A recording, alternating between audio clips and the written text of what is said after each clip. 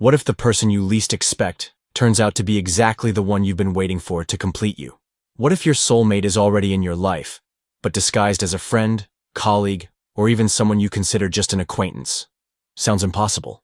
Psychology says otherwise. According to Carl Jung, soul connections don't always begin with burning passion or movie-like encounters. Sometimes they start with inexplicable strangeness, a restlessness we can't define, or simply a sense of familiarity that defies all logic. In this video, you'll discover the 13 signs that someone close to you might be your soulmate, even though neither you nor they have realized it yet. Get ready to question everything you thought you knew about deep connections and discover whether the love of your life is already closer than you ever imagined. For Jung, the concept of soulmate completely transcends the romantic vision popularized by modern culture. In his theory of the collective unconscious, Jung proposes that all human souls share universal archetypes, primordial patterns that influence our psyche in ways we rarely consciously understand. When we meet our soulmate, it's not just a matter of personality compatibility or physical attraction. It's the recognition of complementary archetypes that fit together like pieces of a cosmic puzzle, activating parts of our psyche that remained dormant until this encounter. Jung believed that certain people function as catalysts for our individuation process, the psychological path through which we become who we truly are. Your soulmate is that person who, simply by existing in your life, forces you to confront your shadows, integrate your rejected aspects, and expand your consciousness in ways that would be impossible alone. She doesn't necessarily come wrapped in promises of eternal happiness or unbridled passion. Sometimes she arrives as an uncomfortable mirror, reflecting exactly what you avoid recognizing in yourself, forcing you to grow in ways you didn't even know you needed. The process of mutual recognition between soulmates happens through psychological projections, where we unconsciously see in the other aspects of our own psyche that we haven't yet fully integrated. That's why these relationships can be simultaneously magnetic and disturbing, attractive and challenging. Now watch carefully. If you recognize 3 or more of these signs in someone, perhaps the love of your life is already by your side. The first sign that someone close might be your soulmate is when you connect instantly, even without prior intimacy. You're in a completely ordinary work meeting when she walks into the room, and something inexplicable happens. It's not obvious physical attraction. It's like a switch gets flipped in your mind. You exchange a few words about the project, and suddenly you're talking like you've been close friends for years. She makes an inside joke about something only someone who really knows you would make, but you just met. You find yourself sharing personal things that would normally take months to tell someone new. The conversation flows with a naturalness that defies the logic of how long you've known each other. Other people notice. Your boss comments afterward, "Where do you two know each other from again?" But the truth is you don't know each other from anywhere. This is what Jung called archetypal recognition. Your soul recognizes familiar patterns in hers, creating an instant bridge that skips all the normal phases of gradual approach. It's unsettling because it goes against everything you know about human relationships, but undeniable because you're living it firsthand. Research conducted by Arthur Aaron, a psychologist at Stony Brook University, reinforces this idea. In his famous study on accelerated intimacy, strangers were brought to connect deeply in just 45 minutes through specific questions. The most surprising part? Several reported feeling an immediate, inexplicable emotional connection, as if they had known each other for a long time.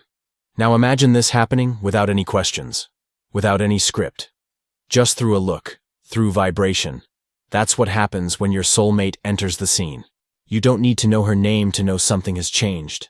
And maybe the most uncomfortable question is, what if this has already happened to you and you ignored it thinking it was just coincidence? The second sign that someone close might be your soulmate is when this person activates memories you didn't even know you had. You're having coffee when she casually mentions the smell of rain on hot asphalt, and suddenly you remember with crystal clarity a specific day when you were 8 years old running in the rain and felt completely alive. You had completely forgotten this memory, but now it's so vivid you can almost feel the cold water on your bare feet. She talks about classical music, and you suddenly remember how your grandmother used to play piano on Sunday afternoons, something you hadn't thought about in decades. These aren't just random memories. They're deeply meaningful memories that shape who you are today, but were buried in the unconscious. Her presence functions like a key that opens lost files in your psyche. Jung would say she's activating layers of your personal unconscious that recognize something familiar in her essence. It's as if her vibrational frequency tunes exactly into dormant frequencies in your personal history, awakening forgotten aspects of who you've always been. The third sign that someone close might be your soulmate is when the silence between you feels like an invisible dialogue. You're sitting on a park bench, each lost in thought, and there's no discomfort whatsoever. On the contrary, you feel like you're having one of the most intimate conversations of your life without saying a single word. It's as if there's communication happening on frequencies your conscious mind can't capture. But your soul understands perfectly. You look at her and have the clear sensation that she knows exactly what you're thinking, not through telepathy, but because there's such deep harmony that thoughts and feelings flow naturally between you both. These moments of shared silence become the most precious you spend together. Other people might find it strange, but for you, it represents the purest form of communication that exists. It's not just comfort and silence. It's the tangible sensation that something meaningful is being exchanged on a subtle level, as if your souls are having complex conversations that your conscious minds can only sense. The fourth sign that someone close might be your soulmate is when you feel she deconstructs you with her gaze. During a group conversation, she observes you speaking, and you have the disturbing sensation that she's seeing things about you that you haven't even shared. It's not paranoia. It's the real sensation that she perceives your most intimate contradictions, your unconfessed fears, your secret hopes, as if you were transparent before her. There's something unsettling about this, but also magnetic. You should feel invaded or uncomfortable, but instead, you feel strangely relieved. It's scary to be seen so completely, but also liberating, as if you could finally stop wasting energy trying to hide who you really are. She sees your shadow, your less noble aspects, and still remains present. Jung spoke about how soulmates have this unique ability to see our totality, integrating aspects we reject in ourselves. It's uncomfortable because it forces you to confront parts of yourself you'd prefer to ignore, but it's also profoundly healing because it offers the radical possibility of being accepted completely. The fifth sign that someone close might be your soulmate is when strange coincidences start surrounding the relationship. You discover you were born in the same hospital, that your parents worked for partner companies at the same time, that you went to the same park in childhood, though you never met. Synchronicities multiply in a way that defies any concept of normal chance. You start dreaming about each other regularly. You call each other at the same moment, hearing a busy signal because you both had the simultaneous impulse. In conversations, you finish each other's sentences with frequency that impresses even outside observers. Significant numbers appear constantly. You always meet at 11:11, or important events always happen on the same dates. Jung called this synchronicity, meaningful events connected by principles that transcend linear cause and effect. With soulmates, the universe seems to constantly conspire to create bridges and connections, as if there's an organizing force working to keep you synchronized. These are small daily miracles that, in isolation, could be coincidence, but together form an undeniable pattern. And it's not just theory. In 2002, a Princeton University study tested patterns of random events linked to human consciousness. The experiment, part of the Global Consciousness Project, detected significant statistical changes in random number generators exactly at moments when great collective emotions occurred like deaths, tragedies, or spiritual events. In other words, consciousness seems to have the power to affect the physical world in subtle but measurable ways. If this can happen on a global scale, why not between two deeply connected souls? With soulmates, the universe seems to constantly conspire to create these small, invisible bridges. These aren't exaggerated magic tricks. They're discrete, recurring miracles that only those experiencing them perceive. And together, they form an undeniable pattern. So stop and think. How many coincidences have you already ignored out of fear of believing that something greater was trying to unite you with someone? The sixth sign that someone close might be your soulmate is when even in disagreements there's a visceral desire to understand the other. You're discussing politics or fundamental values, and the conversation heats up quickly. In any other relationship, this would be the moment where pride gets hurt and walls go up. But with her, something different happens. Even defending apparently irreconcilable positions, you find yourself genuinely curious about how she arrived at that perspective. Instead of trying to win the argument, you want to understand her internal logic, discover what experiences shape that worldview. Disagreement doesn't generate distance. It generates fascination. It's as if you intuitively recognize that you're being challenged to expand your own perspectives, and this creates a strange form of gratitude even in the middle of conflict. Jung would say you see each other as complementary aspects, where difference represents opportunity for integration instead of threat. After each conflict resolved this way, you emerge closer and with deeper understanding of each other.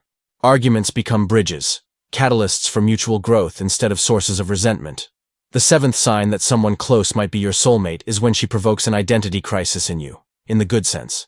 Before meeting her, you had certainties about who you were, your tastes, your values. But after she enters your life, these certainties begin to fragment in ways that are simultaneously bewildering and liberating.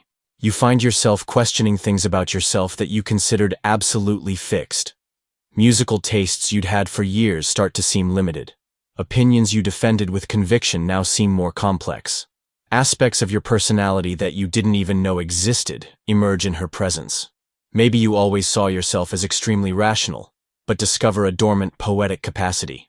Or you always considered yourself introverted, but become naturally more expansive with her. It's not forced change to impress. It's as if her presence removes blockages that prevented authentic aspects of your personality from emerging. Jung would call this accelerated individuation, where the encounter with a complementary archetype forces integration of dissociated parts of the psyche. It's disturbing because it challenges your fixed identity, but exciting because you discover you're much more complex and interesting than you imagined. This idea is also beautifully addressed by Clarissa Pinkola Estes in the classic Women Who Run with the Wolves. She describes how encounters with archetypal figures often embodied in human relationships can bring us to the edge of ourselves. Like in the tale of the skeleton woman, where true love only begins after the man faces what previously caused him fear. The symbolic death of the old identity. According to Clarissa, to truly love someone is to accept the call to inner transformation. This type of relationship doesn't distract us from life, it initiates us into a new psychic cycle. If someone causes you this creative discomfort, this silent reconfiguration, this sensation of no longer knowing exactly who you are, don't run away. Maybe this person is activating in you the spark that initiates the rebirth process. And only someone who has already had their soul touched by a soulmate understands. Sometimes loving means losing who you thought you were to become who you were born to be. The eighth sign that someone close might be your soulmate is when she appears or reappears during moments of personal rupture. You're going through a complicated divorce when she calls out of nowhere after months without contact. Or you're facing a professional crisis when she unexpectedly appears at the coffee shop you frequent. The timing is supernatural. It's not that she offers ready-made solutions, but her presence seems to catalyze the transformation you need to go through. It's as if she were sent by the universe specifically, for moments where your previous life is disintegrating and a new phase hasn't yet defined itself. Jung believed that certain people appear when we're ready for evolutionary leaps, functioning as triggers for transformation processes already gestating in the unconscious. With soulmates, this pattern repeats consistently. She's always present during your moments of rupture and reconstruction. It's not emotional dependence. It's recognition that she functions as a catalyst for growth, appearing when you're most receptive to fundamental changes. You begin to associate her presence with moments of profound transformation, as if she were the tipping point that helps anchor your personal evolutions.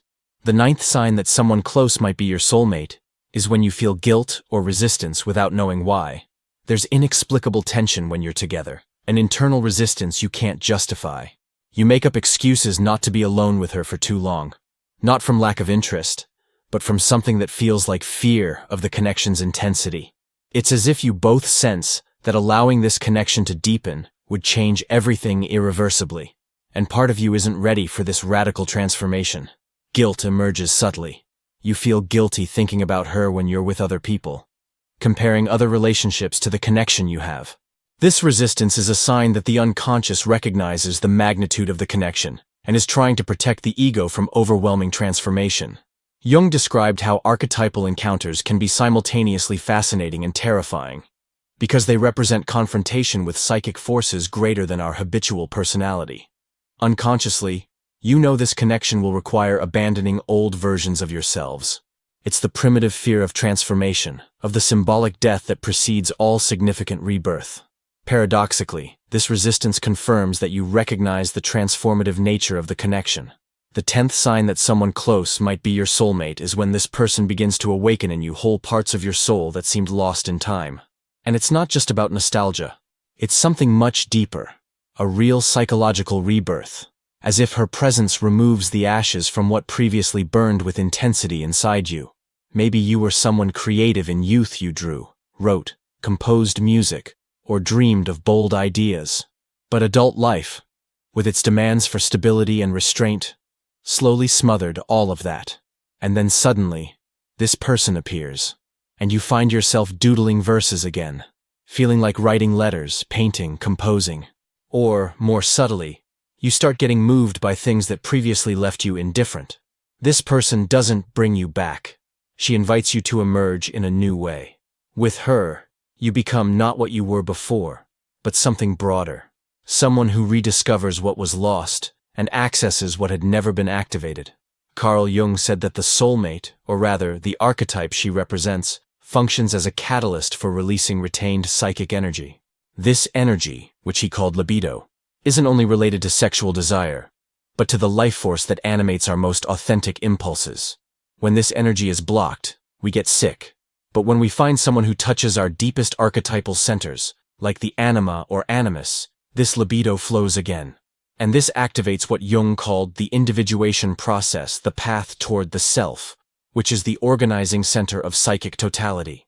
The soulmate in this process isn't a romantic end goal. She's the symbol that initiates the necessary chaos to reorganize ourselves more truthfully. Her presence removes barriers you didn't even know were there. Creativity returns. Courage reappears. The will to live renews itself. And the most curious thing? People around you notice. They say you're different, with more brightness in your eyes, with more courage to be who you are, because you really are. You're not just in love. You're pulsing with your own soul again. And this is one of the greatest gifts a soulmate can give. Not love as escape from reality, but love as the radical awakening of your own existence. The 11th sign that someone close might be your soulmate is when you feel you need to become a better version of yourself around her. When you're in her presence, you experience an organic need to grow that doesn't come from external pressure. It's inspiration that arises from within. Genuine desire to become the best version of yourself, not to impress her, but because something about the quality of her being awakens your own inner excellence. You leave the automatic mode you'd been living in and make more conscious decisions. Harmful habits that seemed impossible to break naturally lose their power. Goals postponed indefinitely start to seem not just possible, but necessary. It's not that she demands changes or expresses disapproval. It's that her presence functions as a mirror reflecting your highest potential, making it impossible to continue living below your possibilities. Jung would describe this as activation of the self through encounter with another who resonates at the same frequency of authenticity. It's reciprocal inspiration. You notice she also seems more vibrant in your presence, creating a positive cycle where you both elevate each other. There's no competition, just mutual recognition of potentials that deserve to be developed. The 12th sign that someone close might be your soulmate is when there's a sense of common mission, even if you never talk about it. Even without explicit discussions about life purposes, there's the persistent sensation that you have important work to do together, not necessarily about business or specific causes, though they may emerge naturally. It's the subtler sensation that your union has meaning that transcends the individual relationship. Maybe you discover complementary talents that amplify each other in surprising ways, or that conversations between you generate insights neither would have alone. It might be that the energy created together has a catalyzing effect on others, inspiring people around you to seek more authentic relationships or pursue undeveloped potentials. Jung believed that some encounters serve purposes greater than individual ones, where two people unite not just for personal growth, but to contribute something that benefits the larger human community. With soulmates, this sense of mission is rarely grandiose. It manifests as natural impulse to create, build, heal, or inspire in ways that flow from combined talents. You discover you're more effective working together, or that the quality of presence cultivated when you're united has a transformative effect on environments you frequent. The 13th and final sign is perhaps the most profound and disturbing of all. She has the unique ability to show you who you really are when nobody's watching, not through criticism or direct observations, but simply by being a mirror so clear and without judgment that you can't maintain pretenses or masks in her presence. It's as if she has direct access to your rawest and most authentic essence, seeing through all the layers of social conditioning, family expectations, and defense mechanisms you've built over the years. Initially, this can be profoundly uncomfortable. You see yourself reflected in your totality, your secret generosities that nobody else perceives, but also your selfishness you'd prefer to ignore, your purest dreams, but also your most primitive fears, your highest capabilities, but also your most humiliating limitations. It's a complete and merciless reflection that offers no places to hide. Paradoxically, this total exposure becomes liberating. When someone sees you completely and still chooses to be present, still demonstrates love and acceptance, you can finally relax the tension of trying to appear different from what you are. Jung would call this encounter with the self through the other, where the totality of who you are can finally be integrated and accepted.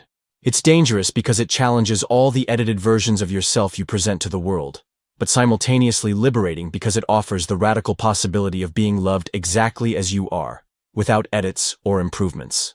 This sign reveals itself when she shows you who you are when nobody's watching, offering a reflection so raw and intimate it seems dangerous, but ends up being the key to your own inner freedom.